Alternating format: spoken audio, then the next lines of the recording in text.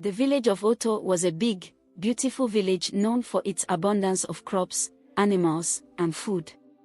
King Egu, the king of Oto, was a good king who always ensured that his villagers never lacked anything. King Egu was so kind that he would gift farmlands to the poor villagers and offer help to the needy. In fact, within the village of Oto and her neighboring villages, King Egu was known as the compassionate king who was always willing to lend a helping hand to everyone in need. Aside from being a kind king, King Egu was also very wealthy. He owned a lot of farmlands, animals, gold, diamonds, and a lot of money. It was his excess wealth that allowed him to help others in need. But despite being rich and popular, King Egu had a problem. His only child and daughter, Princess Adis, had been born blind. When Princess Adis was born, King Egu believed that her blindness would be temporary. Many healers had told him that Princess Adis would regain her sight as she grew older, but after waiting for several years, nothing happened. Initially, when Princess Adis was young, King Egu was not very worried because he could still care for her and keep her in the palace, but as Princess Adis grew older into a beautiful woman, the king feared that no one would marry her because of her condition. As for Princess Adis, right from birth, she had not seen her parents or anything. To her, the world was a dark place, and since she had no hope of sight, she had accepted her fate as a blind girl. Since Adis could not see, she used other senses of her body to identify people and other things. For example, Adis could differentiate all the maids in the palace by the sound of their footsteps, their voices, and their smell. Each maid walked differently, sounded differently, and smelled differently. The same applied to her parents. Adis could tell her father was in a room from his voice, his cologne, and the sound of his footsteps. Aside from using her senses to identify people, Princess Adis could also tell if it was about to rain by the way the air smelled. Despite being blind, Princess Adis was a very cheerful princess. She never allowed her condition to weigh her down. She was also very friendly with the maids who cared for her, and most times, she would be caught laughing and chatting with them. Even though Adis had grown to a marriageable age, she was not worried about finding a suitor because she believed that the right person would come for her when the time was right. Unlike Adis, who wasn't worried about getting married early, her father, King Egu, wouldn't stop worrying about her. Several times, King Egu tried to persuade some of his kingsmen to bring their sons to marry Princess Adis, but none of the kingsmen wanted a blind girl as a daughter-in-law, even though she was the crown princess of Oto village. When Adis clocked 25 years old and not even one man had come to ask for her hand in marriage, King Egu decided to do something he had not done before. Out of desperation to find a husband for his only daughter, King Egu decided to host a dancing competition, and the prize of the competition was a lot of money, plus Princess Adis' hand in marriage. Knowing that most of the young men from Oto village would not participate in the competition because they were already aware of Princess Adis' condition, King Egu also made the competition open to men from the neighboring villages. But then something happened. On the day the competition was supposed to start, when the men from the neighboring villages learned that Princess Adis was a blind princess, they backed out of the competition, which made King Egu very sad. A year after the failed competition, King Egu was in his palace one day when he was notified that a prominent prince from another village, Prince Ike, was coming to his palace to ask for Princess Adis' hand in marriage. At first, when King Egu got the news, he was very happy, but when he met Prince Ike in person, he wasn't impressed. Prince Ike was an arrogant prince who believed that the world was under his feet. From the way he spoke to and ordered his servants like nobodies, King Egu could tell that Prince Ike would not love Princess Adis wholeheartedly. "My king, it is an honor to stand before you today," Prince Ike said as soon as he walked into King Egu's palace. "You're welcome to Oto village." King Egu welcomed him. "To what do I owe this pleasant visit?" King Egu added. "Oh, my king, I heard that you have a beautiful flower in your garden, and today, I came to ask for your permission to pluck this flower." Prince Ike spoke in parables. You are here to ask for my daughter's hand in marriage? King Ego asked. Yes, my king. I would love to marry your daughter, Princess Addis, Prince Ike said. Are you aware that she has been blind from birth? King Ego asked in a very firm voice. Yes, I heard about her infirmity, but that's not an issue. I will manage her like that, Prince Ike said confidently. Manage her? King Ego asked. Oh. It's not what you think, my king. I meant to say it doesn't matter if she is blind, I still love her, Prince Ike said as he forced a smile. But what if the princess does not love you? King Ego asked. What would you do in such a situation? King Ego added. Why wouldn't she love me? I am handsome, tall, rich and the heir to my father's throne. Besides, it's not like she has a lot of options, Prince Ike answered in a proud and confident tone. Immediately after Prince Ike said that, he clapped his hands dramatically as a sign for his servants to bring in the boxes of gifts he had brought for King Ego and Princess Addis. One after the one, 7 servants came in with big boxes, and they lined them up in front of King Ego. Each box contained beautiful and expensive fabrics, shoes, gold, jewelry and beautiful feminine things. Who are all these for? King Ego asked in confusion. Oh, my king, they are all for my future wife, Princess Addis, Prince Ike said confidently, then smiled. I'm sorry, I cannot accept this gift on behalf of Princess Addis, King Ego said. Why, my king? I got these clothes from the finest fabric seller in my village. Each of the jewelry in these boxes has been customized for Addis alone, so I'm sure she will like them, Prince Ike said with a bit of arrogance. You can take them back because my Addis will not be marrying you. You are not the kind of man she wants, King Ego said politely. As soon as King Ego said that, Prince Ike burst into laughter. Your blind princess will not like me. No wonder she is blind, Prince Ike said. Servants. Prince Ike called his servants in a harsh and arrogant tone. Take the boxes, the blind princess will not need them, he added, then he walked out of King Ego's palace without saying another word to King Ego. After Prince Ike left the palace, King Ego exhaled deeply and shook his head. Somehow, he felt sad for turning down the only suitor who had come to ask for Princess Addis' hand in marriage, but he knew that if he married Princess Addis to someone like Prince Ike, she would suffer greatly in his hands. To King Ego, Prince Ike did not look like someone who genuinely loved Princess Addis, he seemed like he had some hidden ulterior motive.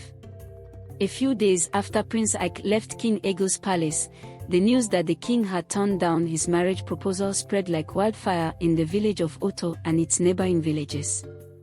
When this happened, the villagers of Oto began to gossip about Princess Addis and how she was likely never going to find a suitor because of her condition.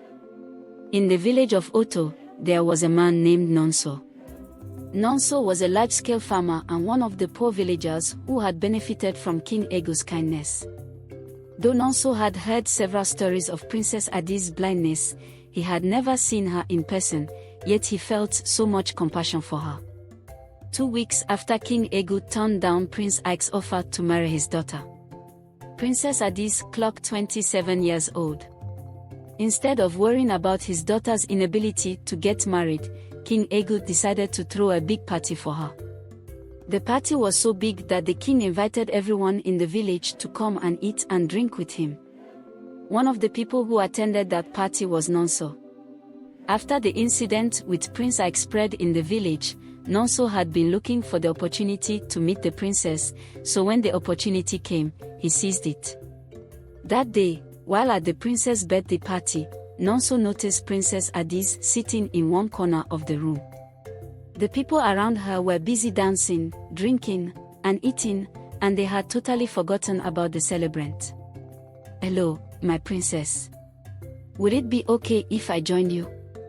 Nonso said to Princess Addis after he walked close to her. Who are you? I have never heard your voice, Princess Addis said. You can think of me as your new friend, Nonso said as he smiled.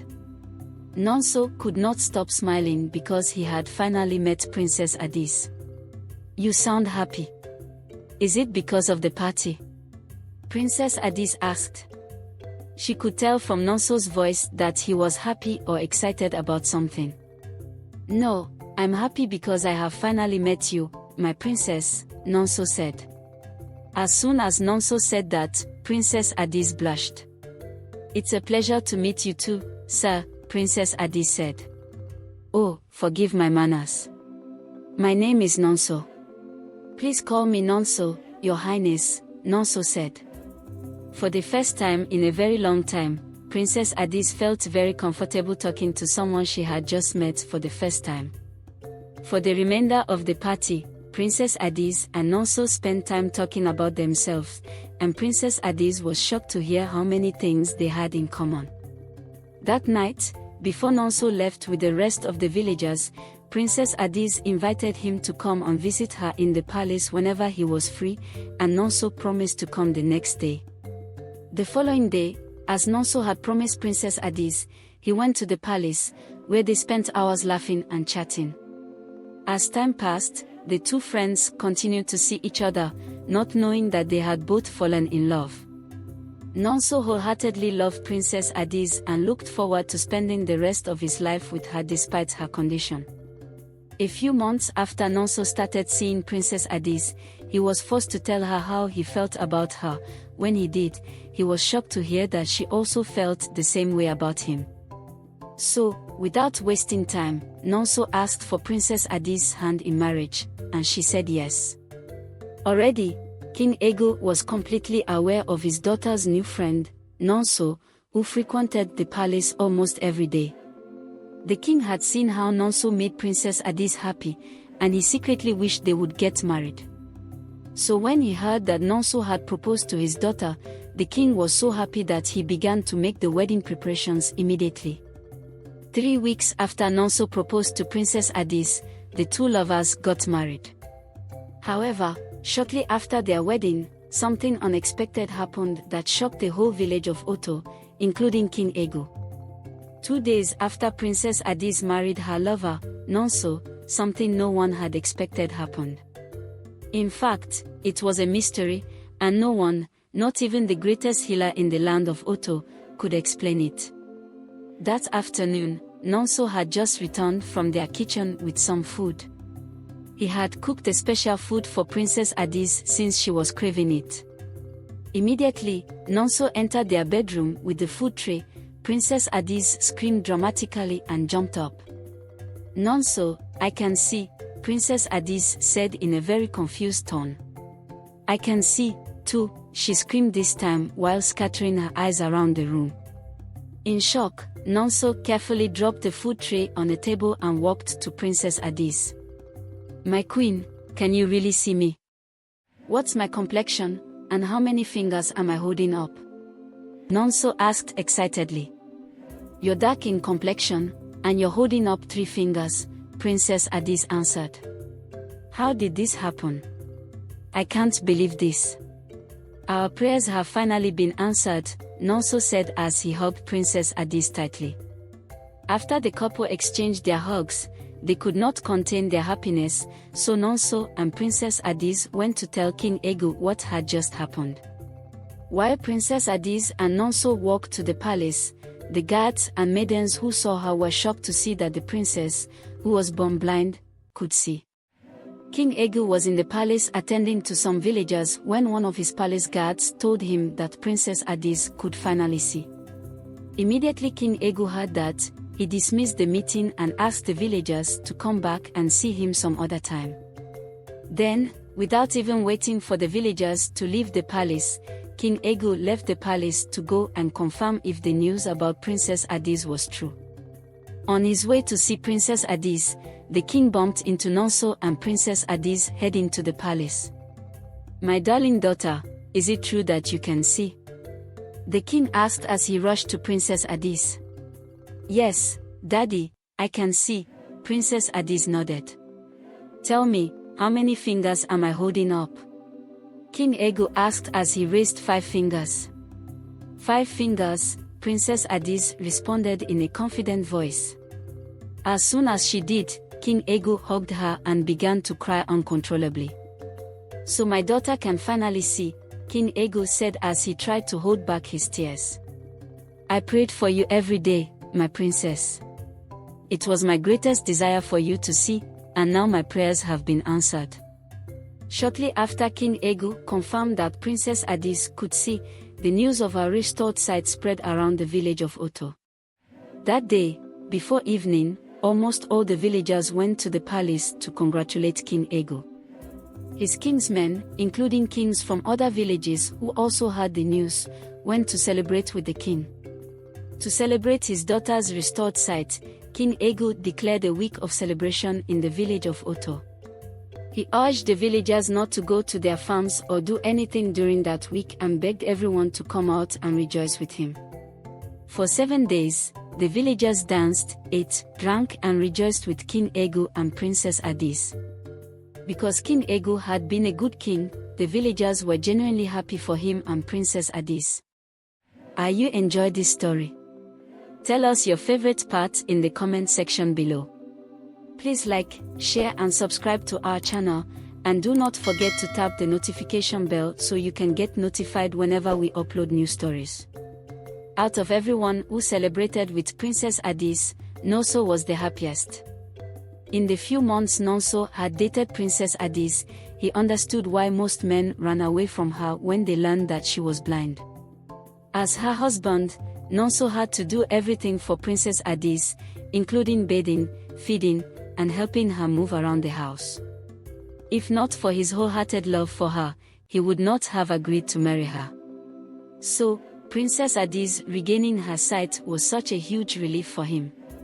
Even though Princess Adis regained her sight, Nonso's attitude toward her did not change. In fact, he loved her more and pampered her in every way he could. He also supported Princess Adis physically, mentally, and emotionally. Since she had been blind her entire life, it was not easy for her to adapt to sudden changes. She had to deal with talking to different people every day, and because she was not used to having many eyes looking at her at the same time, Princess Adis struggled with her self-worth and self-esteem. Thanks to Nonso, who was always by her side, Princess Adis didn't feel so different or out of place. As weeks passed, Nonso continued to teach Princess Adis everything she needed to learn about social interaction. He also helped Princess Adis fulfill some of her lifelong dreams. For a very long time, Princess Adis had wanted to go to the village stream by herself, walk around the village, and cook her food. But because she had been blind from birth, she didn't have the opportunity to do any of that. So, when Nonso learned about them, he helped her do everything one after the other. On the first day, they went to the stream first, and spent hours playing in it. Then, another day, Princess Adis and Nonso took a long walk around the village while she admired nature and the beauty of Oto. For the last one, since Princess Adis would not stop talking about her desire to learn how to cook, Nonso took it upon himself to teach her how to prepare different sumptuous meals using different ingredients. While doing all of these things, Nonso never complained. He understood that Princess Adis was like a newborn baby whose eyes had just opened, and she was eager to do everything she could not do.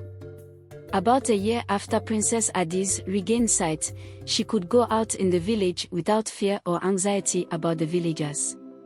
In fact, she had made a few friends in the village, and she would go to visit them whenever she wanted, without Nonso going along with her. This continued for a while, and Nonso still gave her his full support. He understood the importance of letting Princess Adis have some freedom, and he did not try to stop her. He trusted her completely and never suspected that anything would go wrong. It wasn't until a year and 4 months after Princess Adis regained her sight that Nonso began to notice some changes in her. It all started with Princess Adis' change in attitude toward him. For example, if Nonso cracked a harmless joke, Princess Adis would take offense at the joke, which was very unlike her. Before this change, Princess Adis used to love Nonso's jokes and never took offense, but suddenly, that changed, and she would get angry at the slightest provocation. As if all of that was not enough, Princess Ette suddenly stopped eating and sleeping on the same bed with Nonso. If they had a misunderstanding, she would remind Nonso that he was a commoner and she was a princess. Whenever Princess Ette said this, Nonso would be sad and heartbroken, but he never allowed her words to get to him. As weeks passed, Princess Addi's attitude toward Nonso grew worse, to the extent that the palace guards and maidens noticed. All this while, King Egu did not know that Nonso and Princess Ette had been having a tough time. He only found out one day when he was walking past Princess Addi's chambers and heard her yelling at Nonso in a very rude and angry tone. That was the first time King Egu had heard Princess Ette speak like that, and in a bid to find out why they were fighting, he summoned them both to the palace. "My children, is everything alright?" King Egu asked in a concerned voice after Princess Ette and Nonso settled down. "Yes, my king, everything is alright," Nonso lied. "No, my son. Do not lie to me.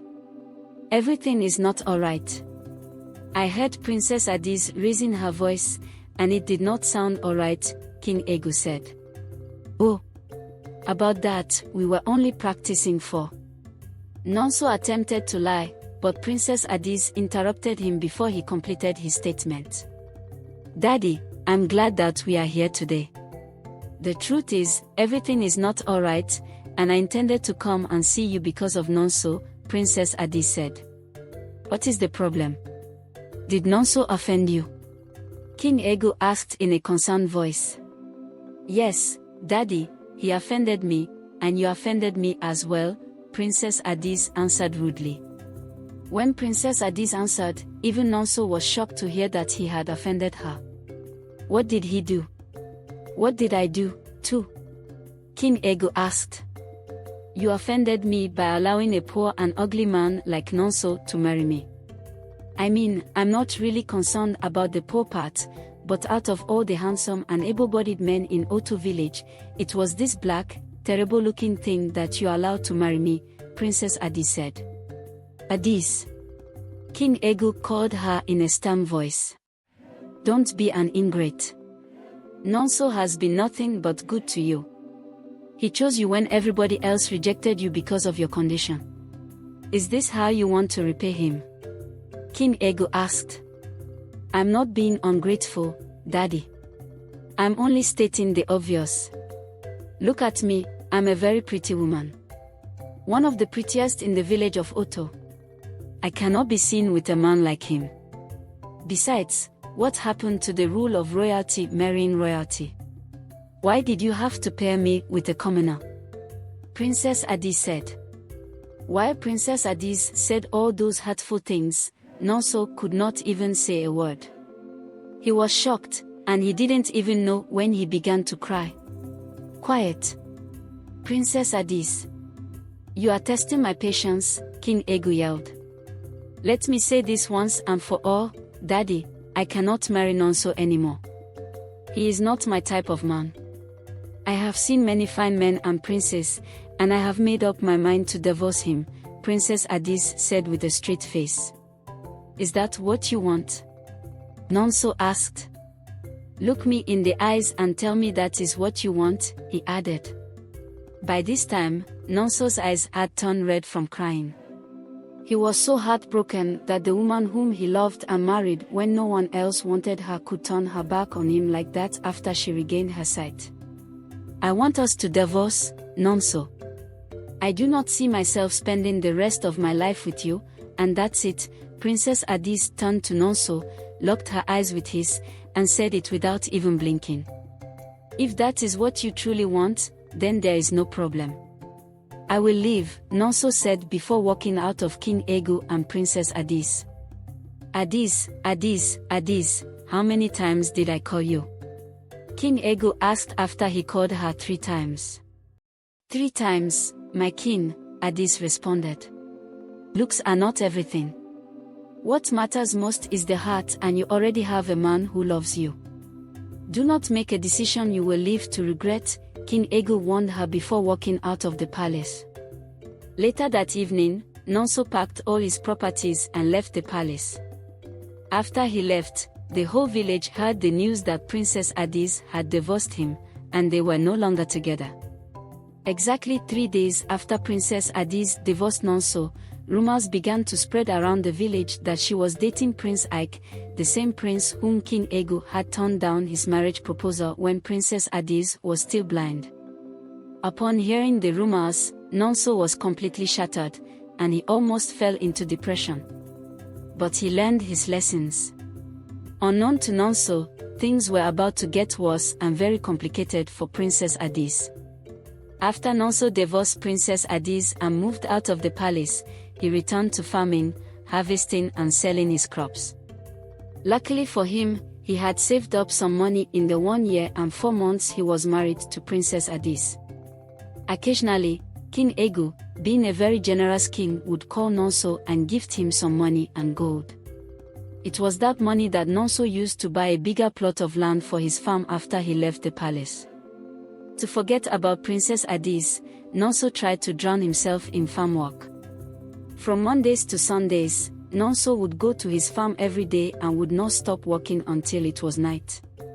The first few weeks after the divorce, Nonso's mother watched her son closely, and she expected that he would move on as time passed, but instead of moving on as expected, Nonso got worse.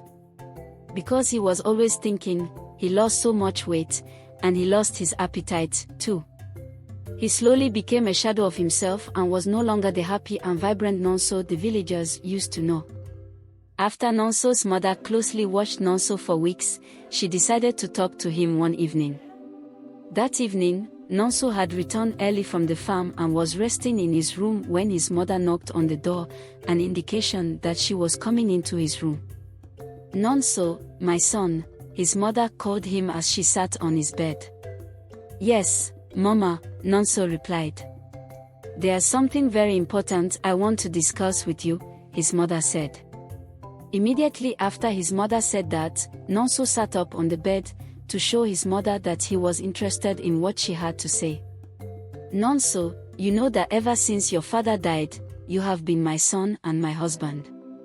In our culture, you're the one who takes care of me," Nonso's mother said. "Yes, Mama, I know that," Nonso answered. "Do you want me to lose you like I lost your father?" his mother asked. "Oh, Mama, please don't say such a thing, you will not lose me," Nonso answered in a defensive tone. "Then why do you want to kill yourself? Ever since the princess divorced you and you returned home, you have been overworking yourself. You go to the farm every day, you work from morning to night, and you do not rest. Look at you, you are so lean, and people are beginning to ask me if you are sick," his mother said. "You no longer eat. In fact, you have become something else. Do you want me to lose you because the princess left you? Don't you pity me or my old age?" his mother said in a tearful tone. Oh, Mama. It has not gotten to that. It's just that I'm healing," Nonso answered. "No, Nonso. You are not healing, you're getting worse. Have you looked at yourself in the mirror recently? You're not the son I used to know. Just because the princess said she doesn't love you does not mean another person doesn't love you, Nonso," his mother said. "Mama, I'm sorry. It's just that I have been badly hurt. After everything I did for the princess, she told me that she could not be with a man like me. She had forgotten that I was the only one who chose her and made her feel like a woman when no one else wanted to marry her," Nonso said in a very heartbroken voice. "I understand you, my son, but it is not the end of the world. One man's meat is another man's poison. Just because the princess rejected you does not mean other women will. There are a lot of beautiful ladies in this village who will gladly love to marry you and spend the rest of their lives with you.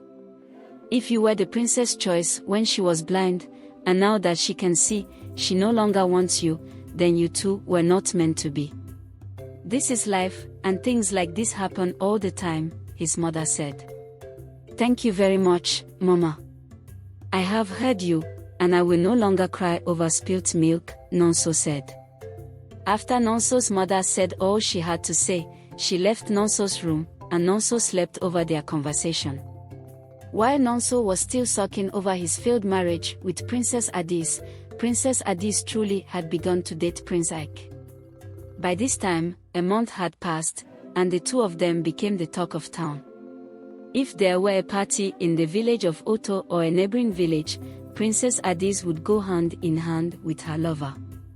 She would wear the prettiest fabric, adorn her neck and wrist with rare gold, and wear shoes that would easily catch the attention of everyone who saw her. Princess Adis enjoyed the added fame that Prince Ike gave her. Aside from Prince Ike's fair complexion and attractive looks, Princess Adis loved the gifts she received from him. Prince Ike was a chronic gifter, and sometimes, if they had an argument or misunderstanding, he would use very expensive gifts to apologize to her. At the beginning of their relationship, Princess Adis had no issue with Prince Ike gifting her at their slightest argument or misunderstanding, but as time passed, she began to realize who he was.